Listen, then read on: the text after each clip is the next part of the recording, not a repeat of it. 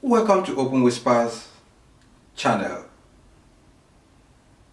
See something, say something, and most importantly, do something.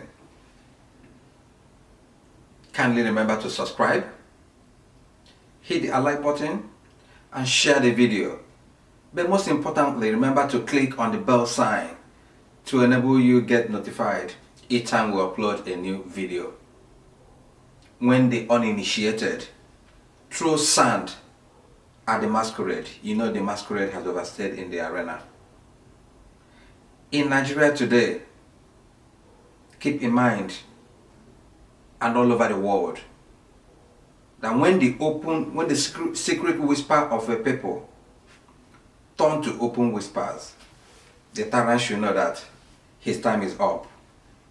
Again, when the secret whispers of a people turn to open whispers, you can't hush it anymore. You cannot silence it anymore. It's like an idea whose time has come, and not even a tank or a battalion can quench it. Let's address this first of all. 2023 is around the corner. The ruling party placed 100 million naira as their nomination form for aspirants to the #1 seat of Federal Republic of Nigeria, shutting down and shutting out the youths. But this president came on board, signing the signature law of not too young to run. When that law was signed, I knew something was amiss with that law. How can you sign a law of not too young to run when nothing was mentioned about nomination fees for different political parties? When you sign that law and you peg your nomination fee as 100 million, how can the youth participate? Remember that a nation without adequate preparation and arrangement for the youths is like a nation without a future.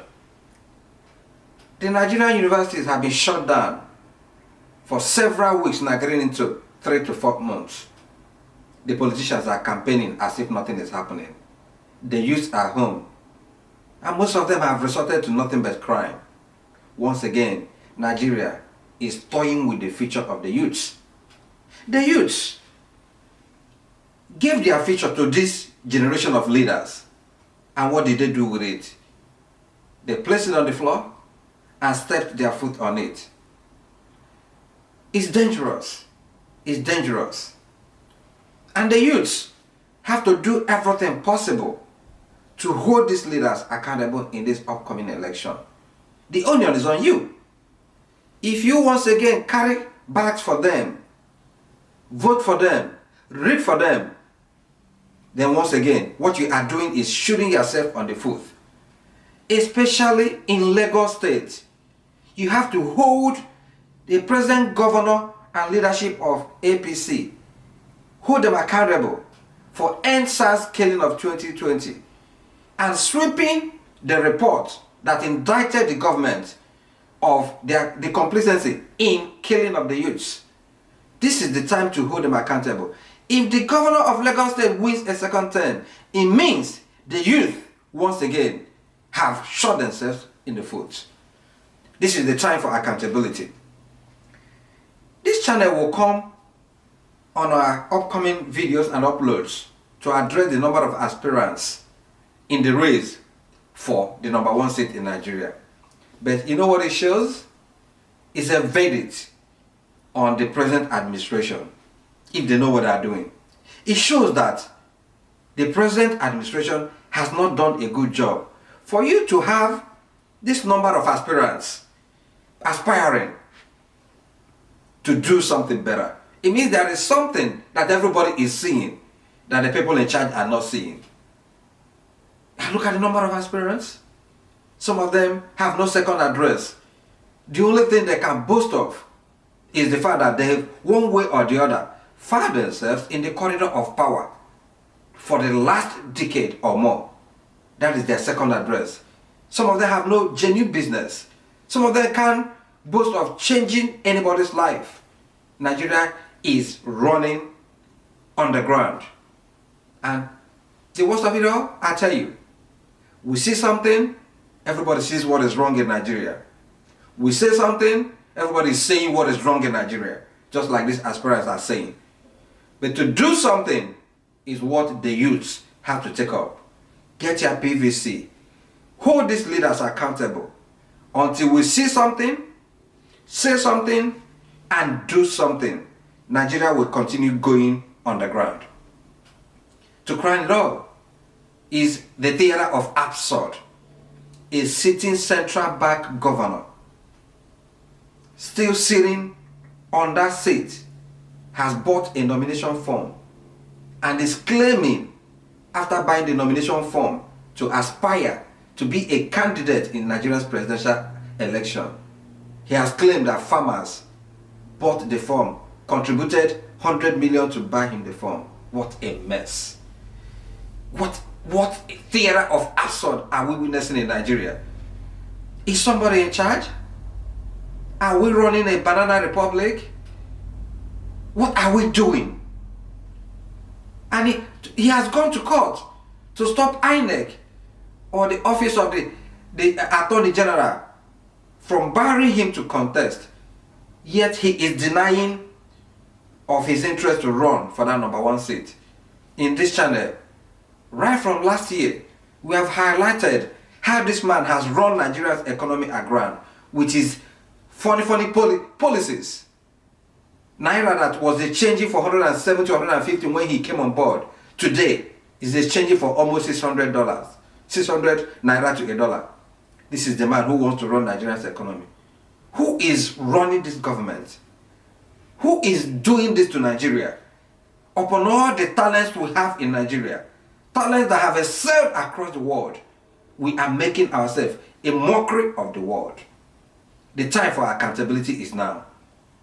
See something, say something, and do something. Welcome to Open with Search channel once again. Kindly remember to subscribe, hit the like button, and please share the video. It's only when you know the truth that the truth shall set Nigeria free. Remember that the Holy Book says, "My people perish for lack of knowledge, and a country without vision perishes." Our leaders have turned to asking everybody to pray for the insecurity that has besieged Nigeria. When a leader turns to prayers instead of action, you know something has gone wrong. Of course, when a goat keeps smiling, when the goat hears that the lion is coming, one is forced to ask, what kind of grass has that goat been eating? If you are living in a glass house, you don't throw stones. What is going on in Nigeria? What is going on? Open Whispers is saying, enough of this mess. The time to say something, do something is now. The second thing we want to talk about is this. The case of MAZI Nnamdi Kanu. Last week, the President of the Federal Republic of Nigeria, General Muhammad Buhari, retired, visited Ebonyi State. And when the governor was receiving him, he said something that touched me. And it's something that this channel has been saying. He said that the President of the Federal Republic of Nigeria, Muhammad Buhari, has approved for a diplomatic solution, a political solution to the problem of MAZI Nnamdi Kanu.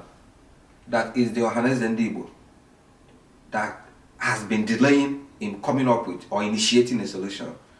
Let me tell you this once again. Nnamdi Kanu, love him or hate him, is a pawn in the hands of the God. He must be released now before it is too late. Something bad must not happen to that guy. He's not a threat. But it's a feeling that I have that Nnamdi Kanu does not speak for himself. His emergence from the southeast speaks volume. It means a vote of no confidence passed on the leaders and the elites of southeast, especially Abia State where he comes from. It's only unfortunate that his approach couldn't have gone down well with everybody, because it's only the rat in the house that goes out to talk about the fish in the kitchen. That is at home. I wish that everybody from southeast, you should remove what is in your eyes before you talk about what is in another person's eyes. We should have held the leaders of southeast accountable and stop pushing blame to the north. Stop pushing blame to other parts of Nigeria, because sometimes we forget that we are the problems of ourselves. That is a topic of another day. Nnamdi Kanu must not die in jail. He has come to represent a religion. Federal government has made him popular. The religion he represents is the idea that Southeast has been marginalized. First of all by their own leaders, and secondly by Nigerian nation. The clamor today for Southeast presidency has nothing to do with the problem of marginalization of that section of the country. It has a lot to do with everything that is wrong with Nigeria as a system. It has a lot to do the failure of Southeast leaders to develop that zone, and they are pushing blame on other sections of the country. It's important we know that we get this message straight, that no matter how you try to silence him, his time could have come, and his time is quickly passing, because the movement Nnamdi Kanu has created has outgrown him. This is why when they say that sit at home should stop, he wouldn't stop. Even when he comes out today, federal government should take advantage of his followers, of what he stands for, to stop the killing, the carnage going on in the southeast. You may silence his voice, but you cannot silence the religion or what he stands for. What happened in the northeast should not happen in the southeast. The Boko Haram saga was deeply and terribly managed. And look at how it has metamorphosed to the terror organization it is known for today. Look at how banditry has been managed in Nigeria. It's been deeply mismanaged by the authorities, and it has turned to a terror organization, because when that carnage started, people in charge turned their face instead of tackling it. The problem again is paying lip service to education. When children are not educated, their minds are vulnerable to this nonsense called terror or terrorism or banditry. A nation where the terror organization, they are moving with motorbikes on a broad daylight, killing citizens on daily basis, and nothing seems to be done. The authorities seem to be out of idea. Once again, this is the time for us to act. 2023 is quickly approaching. The problem of Southeast should not be ignored.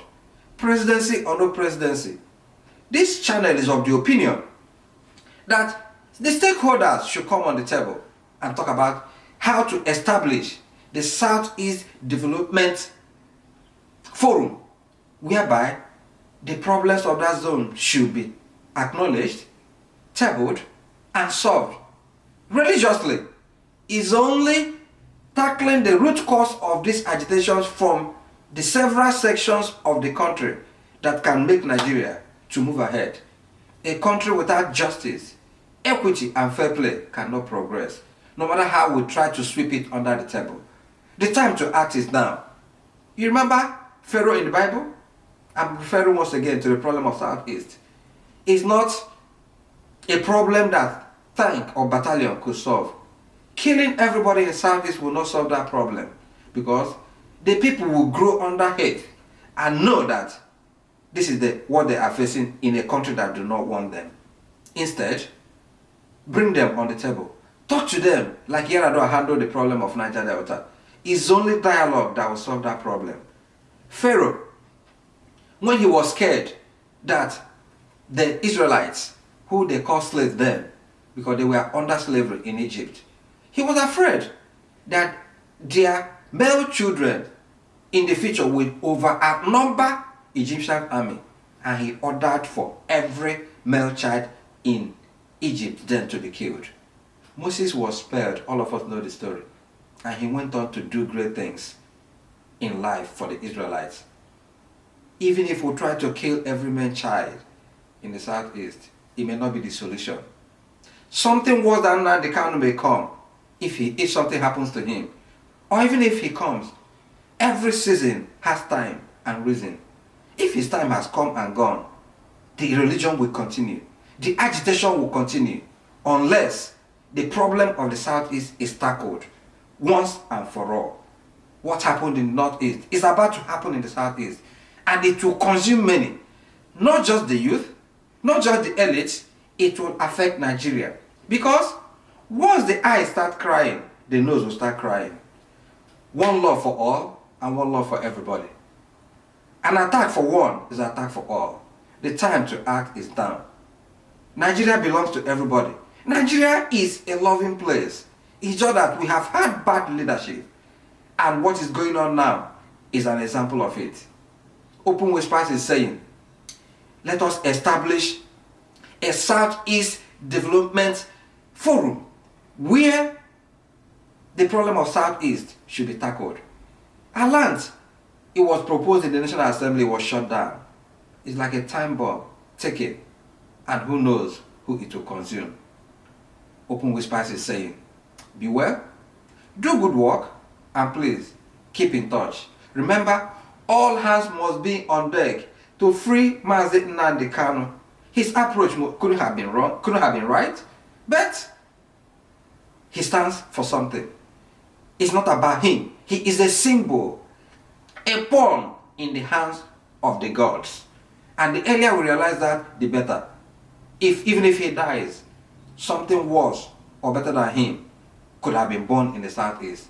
And even if we kill every male child in that neighborhood, it will not solve the problem. We should learn from history and know that a stitch in time saves 9. Remember to subscribe, hit the like button, and please share the video. This is Chris Digos. See something, say something, and most importantly, do something. Thank you.